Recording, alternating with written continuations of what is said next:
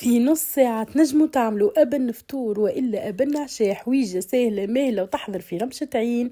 نبداو بالروز نغسلوه بالكدا نحطوا عليه شوية ملح، نقلبوا كل شيء، نصبوا الماء ونخليه يطيب في عقله سلة. على كل كيس روز 2 كيسان ماء. نتعداو في الأثناء فرد وقت نطيبوا الصوص، شوية زبدة وزيت، كمية باهية نتاع ثوم مفروم نقليه تخرج الريحة البنينة نتاعو. نزيد عليه صدر دجاج مقصوص طريفات، رشة زعتر، نقلي الدجاج بالطبيعة، نزيد حكة كبيرة متاع شامبينيون فوحت بالكركم والملح وشوية فلفل أكحل مش برشا. نصب شوية ماء، ما تكثروش خاطر الدجاج والشامبينيون يخرجوا الماء متاعهم. وين يشيح هكا الماء هذاك نزيدوا حكة كبيرة متاع كريم ليكيد أو كريم فريش كيف ما تحبوا، ياخو غلوة. هذا الصوص متاعنا حضر، والروز كيف حضر ما شاء الله. نزيدوه مغيرفة زبدة، الروز كعبة ما شاء الله.